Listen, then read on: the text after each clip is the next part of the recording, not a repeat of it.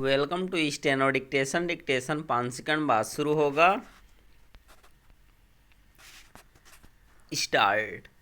5 राज्यों के विधानसभा चुनाव में से जहां असम, केरलम और केंद्र शासित प्रदेश पुडुचेरी के परिणाम अपेक्षा के अनुरूप सिद्ध हुए, वहीं पश्चिम बंगाल और तमिलनाडु के नतीजे अप्रत्याशित रहे।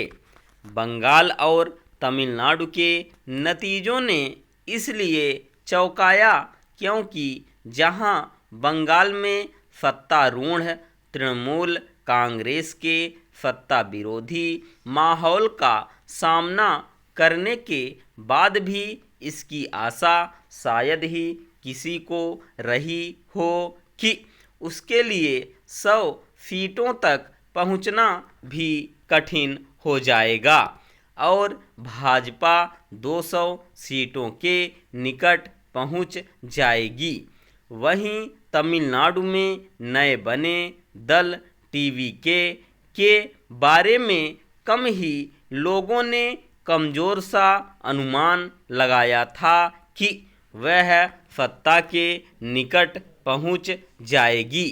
बंगाल में ममता बनर्जी और तमिलनाडु में स्टालिन की पराजय यह बताती है कि जो क्षेत्रीय नेता अपनी सत्ता को खुद की निजी जागीर में बदल लेते हैं, उन्हें जनता अधिक समय तक सहन नहीं करती। तमिलनाडु में टीवीके जोसेफ विजय ने वह कर दिखाया जो एक समय आंध्र में एनटी रामाराव और दिल्ली में अरविंद केजरीवाल ने किया था। पहली बार में ही बम्पर जीत। विजय की जीत का महत्व इसलिए भी है कि उन्होंने 6 दशक बाद द्रविड़ दलों को तमिलनाडु की सत्ता से बाहर कर दिया। बंगाल में भी भाजपा ने कांग्रेस वाम दलों के लंबे शासन के बाद 15 वर्षों तक शासन करने वाली तृणमूल कांग्रेस को बाहर का दरवाजा दिखा दिया। बंगाल में प्रचंड जीत के साथ ही भाजपा ने पूर्वोत्तर के साथ पूर्वी भारत पर बढ़त हासिल कर ली। बंगाल में जो राजनीतिक लड़ाई कांटे की मानी जा रही थी, उसमें भाजपा की इतनी बड़ी जीत यह बताती है कि ममता का शासन कुशासन का पर्याय बन गया था और मुस्लिम तुष्टीकरण की उनकी राजनीति एवं बांग्लादेश से होने वाली घुसपैठ की गंभीर समस्या की अनदेखी ने बहुसंख्यक समुदाय को भाजपा के पक्ष में एकजुट करने का काम किया। भाजपा के पूर्व संस्करण जनसंघ के संस्थापक श्यामा प्रसाद मुखर्जी के गृह राज्य में भाजपा की जीत ने यह भी रेखांकित किया कि उसके विस्तार और बढ़ते प्रभाव का सिलसिला तेज होने वाला है। इस जीत ने प्रधानमंत्री मोदी के साथ गृह मंत्री अमित शाह के कद को और अधिक बढ़ाने का काम किया है।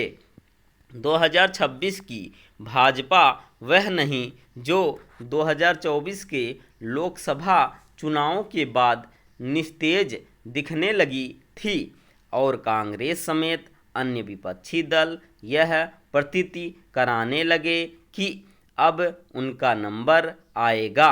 निस्संदेह अब बंगाल में भी डबल इंजन सरकार होगी, लेकिन इसके साथ ही भाजपा के सामने यह चुनौती भी आ खड़ी हुई है कि वह राज्य की जनता से किए गए अपने वादों को प्राथमिकता के आधार पर पूरा करे और इस राज्य को राजनीतिक हिंसा एवं घुसपैठियों से मुक्त करने के साथ फिर से पटरी पर लाए।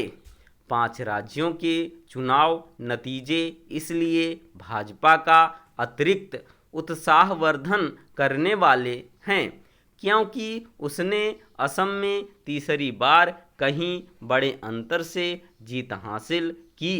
इसके साथ ही केरलम और तमिलनाडु में भी अपने लिए कुछ जगह बनाई। पुडुचेरी में उसके समर्थन वाली सरकार का फिर से बनना भी कम महत्वपूर्ण नहीं क्योंकि वह असम के साथ यहाँ भी सत्ता विरोधी माहौल को दरकिनार करने में सफल रही।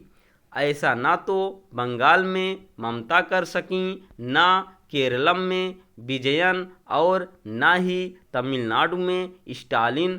कांग्रेस इससे प्रसन्न हो सकती है कि केरलम के रूप में एक और राज्य उसके हाथ आ गया, पर असम में वह जिस तरह पराजित हुई और यहाँ तक कि उसके सबसे प्रमुख नेता गौरव गोगोई भी हार गए, वह उसके लिए गहन आत्मचिंतन का विषय बनना चाहिए।